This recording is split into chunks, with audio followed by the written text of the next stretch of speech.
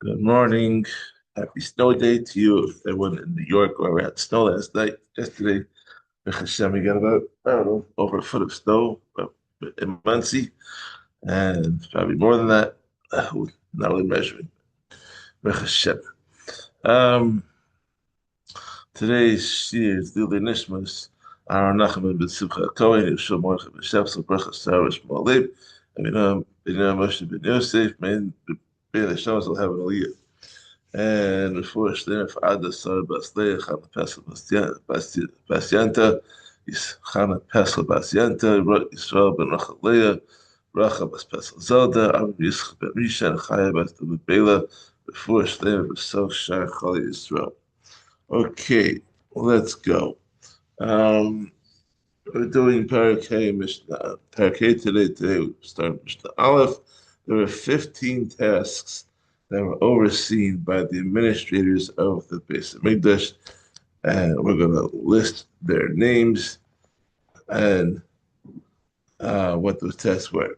Elu Mishnah Aleph, Perek Mishnah Aleph. Elu Hein Hamamunim Shahayu B'Mikdash.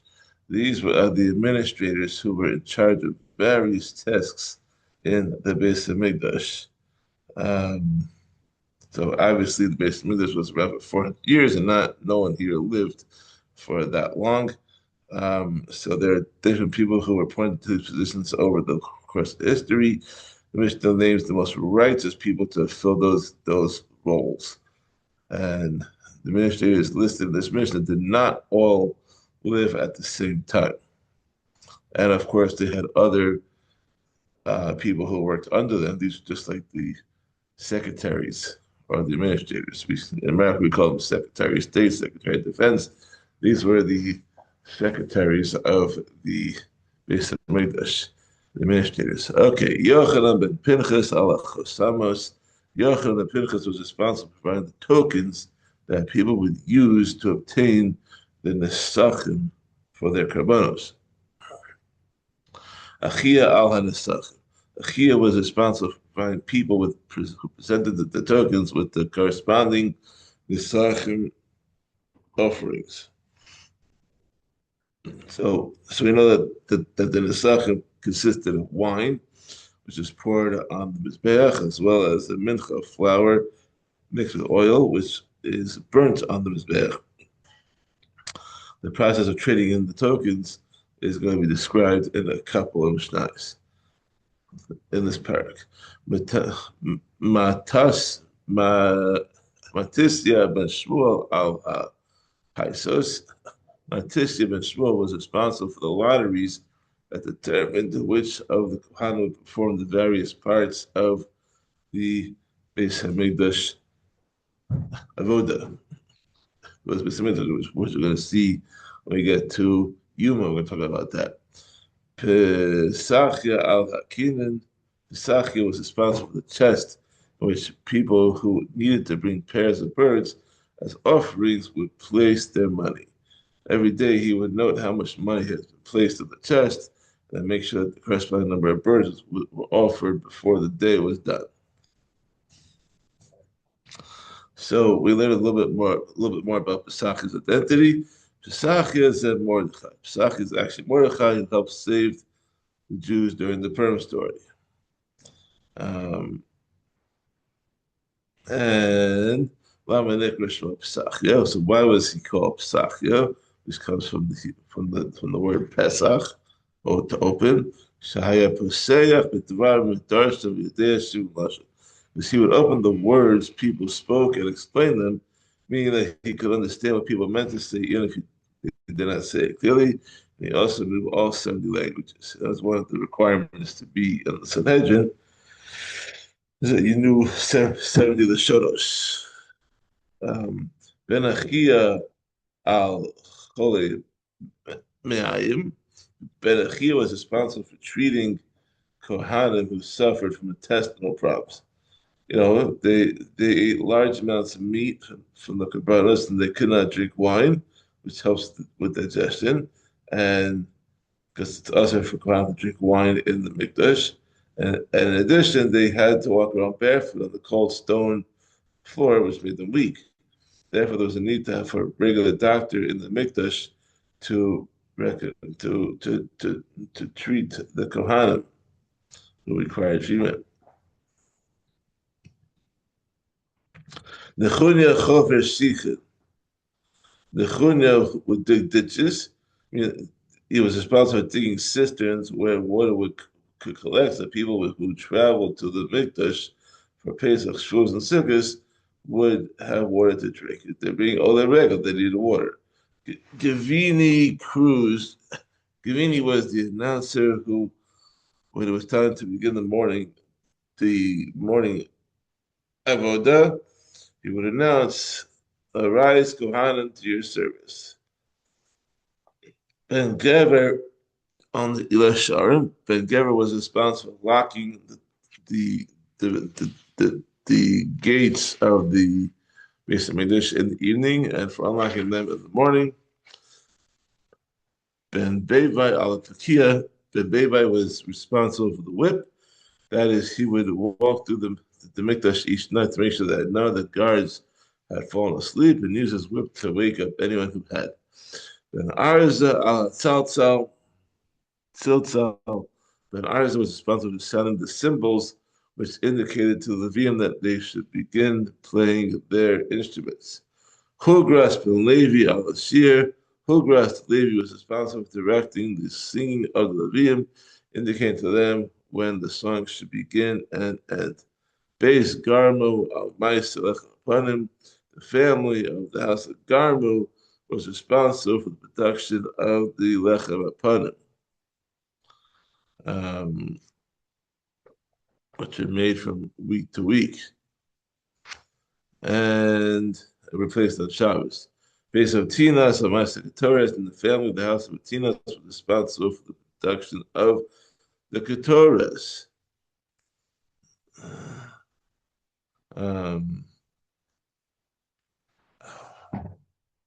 And Elazar al Roches, and Elazar was responsible for the 13 curtains that hung at various entrances in the Mikdash and would replace them when they wore out. Pinchas al Hamabush, and Pinchas was responsible for the clothing of the Kohanim, for dressing them in their priestly garments. He was also responsible for undressing them when they finished the avodah and for storing the garments in the appropriate chambers within the Beis Hamikdash. Mishnah Beis, Ein Pochsim Mishlosha Gizborim. We may not have less than 13 treasurers who were in charge of the Mikdash finances. Mishiva Amar Kalam, or less than 7 supervisors who oversee the treasurers. The supervisors make sure that the treasurer did not remove anything from the treasury without proper cause, and 7 keys were needed to get into the chatzar of the Beis Hamikdash. Each of the supervisors was in possession of one of those keys. When the treasurers wished to enter the chatzar in order to reach the chambers where the money was stored, they were allowed to do so only if all the supervisors gathered with the keys and let them in. Although the Mishnah does not mention them, there were also 2 general overseers who were in charge of the supervisors. And all the treasury of the Mikdash was managed by 5 levels of authority: the Kohen Gadol, the Sgan Kohen Gadol, 2 general overseers, 7 supervisors, and 3 treasurers.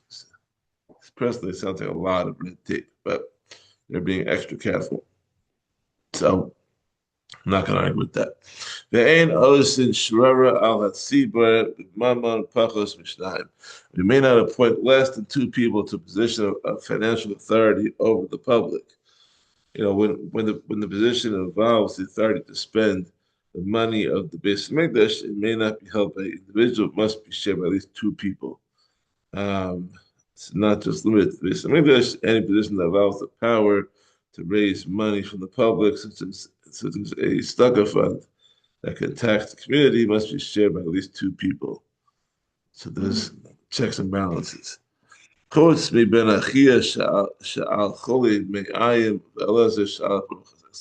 Achia, who was responsible for treating the Kohanim, who suffered from intestinal problems. He was the doctor. and Elazar, who was responsible for the curtains. Sha'osan Kiblu Rovat Sibli. Despite the fact that their positions required them to raise and spend money for the Mikdash, the majority of the public accepted that these officials could serve on their own. They they they had obtained the trust of the people. Okay, Arba Mr. Gimel. Arba Chosam Mashay Mikdash. There were four different tokens that were used in the Mikdash. The Chosev, I mean, you had um, the Chosev Alein Ego Zachar Gediya Chote, and written on each of them was a word that indicated what its holder required. Ego is a calf, which meant that he required the Desach that accompany a behema karma, a karma behema. And the second one was a male ram for, um, for the Nesachim that accompanied a ram offering.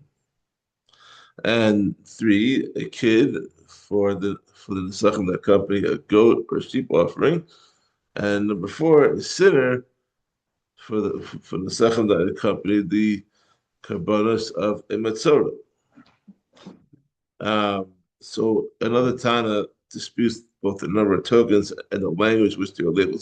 So according to the Tana Kama, they were those were the four tokens that were written in that way. However, Ben Azai says Chamisha Hayu. There were five different tokens. Aramis Kasu Lehan, and there was an Aramaic word written on each of them. Um, this Aramaic was commonly spoken during the second basic English period, where many people could not read Hebrew. So labeling the tokens in Aramaic made it possible for people to see if the administrator had mistakenly handed them the wrong token. Um, Although the Mishnah lists five Hebrew terms, Ben Azai holds that the Aramaic translation of these terms was written on the tokens. So what are the five? Egel, Zacher, Gedi, Chote, Dal, Chote, Asher. A calf. Number one is a calf. Number two is a male. Number three is a kid. Number four is a poor sinner, which is used for the Nesachim that accompany the Kabbalas of a poor Masorah, who offers one lamb and two birds. And the fifth one, and a rich sinner for the Nesachim that accompany the offerings of a rich Masorah, who offers three lambs. A rich Masorah and a poor Masorah have different Kabbalas. Ego Meshamesh to Niske Bakar Gedolim Katanim Zacharim Nakivas. The calf token was used for the Nesachim that accompany cattle, which were the same whether the cattle is large or small, male or female. Gedi Meshamesh to Niske Tzon Gedolim Katanim Zacharim Nakivas Chus Mishal Elim. The kid token was used for the Nesachim that accompany sheep and goats, whether the sheep and goats were large or small, male or female, with the exception of rams that were more than the male sheep that were more than 1 year old. Zachar Shamesh Niska Elim. The male token was used only for the Nesachim that accompany rams. Chotim Shamesh Niska Shalas Behemas Shel Mitzuran. The sinner token was used for the Nesachim that accompanied the three animals that are required of rich Mitzaras. Okay, Mishnah Dalet. Misha Hayu, Misha Hudakish Nesachim, Holich Lo Eitzel Yochanan Shebemuna Alechasuf. Now we're going to talk about the process in which people obtain their Nesachim. Someone who needed to obtain Nesachim would go to Yochanan, who is the appointed administrator responsible for the tokens. So he already had flour and oil and wine that were properly safeguarded from tumah. So someone who already had that could bring them. Someone who did not have that at home, would follow the procedure described in this Mishnah. Okay, so he would go to Yochanan, who is the administrator responsible for the tokens. He would give him money, as payment and receive a token from him. The person would then go to Achia, who is the appointed administrator responsible for the Nesachim, and saying, Lo Chosam Menu Nesachim, and would give him the token and receive the proper Nesachim from him. So now, the area burns out, and in the evening, Yochanan and Achia would come together. Achia mostly as Hachasamos and the Kava connect them most. And Achia would take out the tokens that he had been given that day, and he received the corresponding amount of money from Yochanan. Hosiru the hectares. And if there was extra money, if the money that Yochanan had on hand was more than the value of the tokens that had been given to Achia that day, the extra money would go to the treasury of the Beis Hamikdash. As we assume that someone who had intentionally given him more money, including it, than necessary, which was considered to be a nadava to the Beis Hamikdash. Therefore, the extra money belongs to the Mikdash and is used to buy animals that are offered when the Mikdash is not being used, like we said yesterday for dessert. But if there was less money than there should have been, Yochanan would be required to pay the difference from his own funds. As we assume that Yochanan either lost some of the money or had not received enough money for the token. Since he had not properly fulfilled his responsibility, he was required to reimburse the Mikdash treasury for its loss. Shir Hekdesh Al Hayona, because the Mikdash treasury always has the upper hand.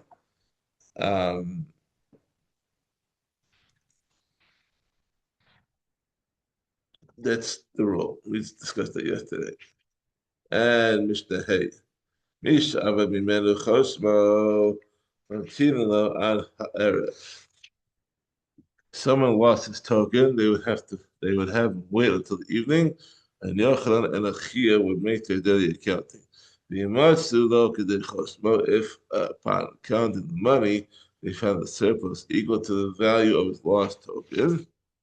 Notice then though they would give him the second he had bought, since this shows that his claim was valid. But